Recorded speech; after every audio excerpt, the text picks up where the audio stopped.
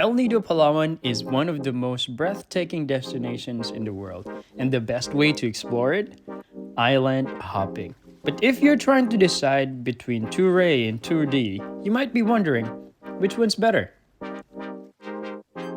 Hey guys, we are Pat and Yumi, and in this video, we'll break down what makes each tour special, our personal experience, and which one might be perfect for you.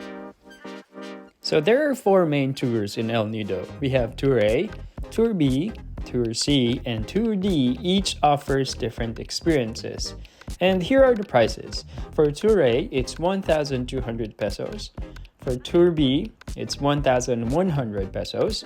For Tour C, it's 1,200 pesos. And for 2D, it's also 1,200 pesos. And there's an environmental fee for 400 pesos. Alright, let's start with Tour A, the most popular island hopping tour in El Nido. This tour takes you to some of the most breathtaking and Instagram-worthy spots, including massive lagoons, hidden beaches, and amazing snorkeling areas. Let's dive in. Before heading to 7 Commandos Beach, we had a quick snorkeling stop, but I couldn't film anything because the waves were just too strong. After a few minutes of getting tossed around, we all got back on the boat and headed to our first real stop, the 7 Commandos Beach. After the crazy snorkeling experience, stepping onto 7 Commandos Beach felt like a reward. The first thing we noticed, the water is that perfect turquoise blue, the sand looks super soft, and there are rows of tall coconut trees everywhere. It's like something straight out of a tropical paradise. But before you could fully take in the view, we had to survive getting off the boat. Now there's no dock here, so you have to jump off the boat and wade through the water to get to the shore. And let me tell you, there's no way to do it gracefully. Some people tried holding their bags over their heads, and others just accepted their fate and dove in. Either way, you're getting wet. But once we were finally on the beach, it was completely worth it. We had time to swim, relax, and even join a volleyball game with some other travelers. 7 Commandos Beach is one of the livelier stops in El Nido.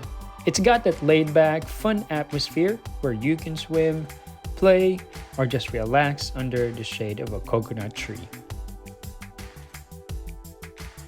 Next, we headed to Shimizu Island, which is known for being a great snorkeling spot.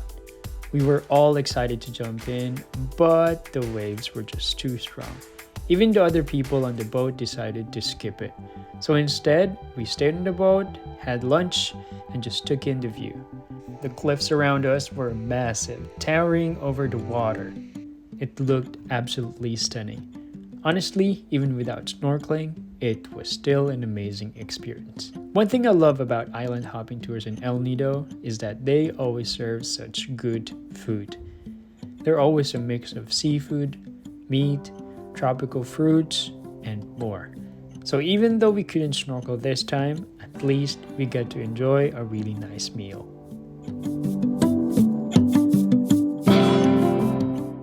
Our final stop was Payong-Payong Beach, which is normally a nice place to swim, but because of the strong waves, we mostly just stayed on the shore and took in the views. So that was our version of Tour A. Quick recap, we were supposed to visit Big Lagoon and Secret Lagoon, but the weather didn't cooperate. Instead, we hung out at 7 Commandos Beach, had lunch at Shimizu Island, and wrapped up at Payong-Payong Beach. Not what we planned, but still a fun day. After Tour A, we were hoping for better weather on a second island hopping tour, but when we woke up, it was raining. At first, we thought, okay, maybe it'll clear up by the time we get on the boat, but nope. The moment we left the port, the rain started pouring even harder. And let me tell you, trying to stay dry on a boat in the middle of a downpour, impossible. So there we were, soaking wet before even reaching the first stop, just hoping the rain would stop. And finally, it did, right when we arrived at Small Lagoon. So after surviving the boat ride through the rain, we finally arrived at Small Lagoon. Before getting in, we had to wait a bit for a boat to park. And just as we did, it started drizzling again. It was a light drizzle, nothing too heavy. Then once we were settled, everyone started hopping into their kayaks, excited to paddle through the lagoon and explore. By the way, you can rent a kayak in the lagoons for 300 pesos, which is totally worth it for the experience. And even though the sky was still cloudy, the view was absolutely stunning. The entrance is this narrow passage between towering limestone cliffs, leading into a peaceful lagoon. And since it was still early, we had the place almost to ourselves.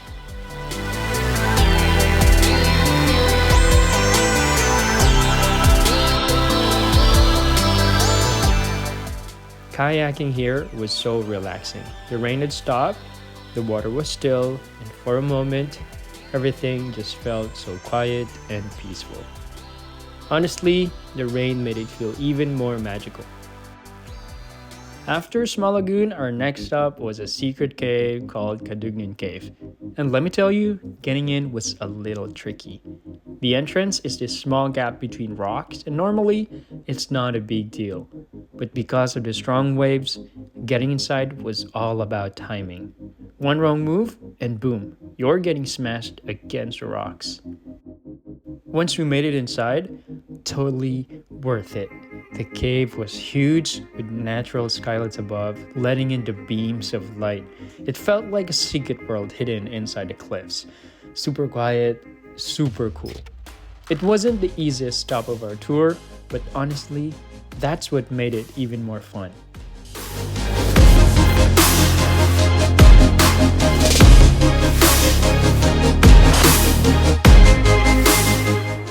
Next up, snorkeling. After our last failed attempt in Tour A, we were really hoping for a better conditions this time. And finally, we got lucky. The waves weren't too bad, so we could actually relax and enjoy the water. And let me tell you, this spot was full of life. We saw tons of colorful fish, vibrant corals, and the marine life here was way better than what we saw on Tour A. We ended up staying in the water for a while because there was just so much to see. This was definitely one of the most fun and memorable snorkeling stops of the trip. So our next stop was supposed to be a beautiful white sand beach, but when we got there, it was a completely different story. Because of the high tide and strong waves, most of the sand was gone and the water was crashing onto the shore. We didn't get off the boat, just looked at it, laughed a little, and moved on to the next stop. After all the ups and downs of the day, we finally made it to our last stop, Kadlaw Lagoon. And this was the highlight of Tour D. Imagine big lagoon with no crowds. Calm, crystal clear water, surrounded by massive limestone cliffs. It was so peaceful, it felt like we had the place all to ourselves.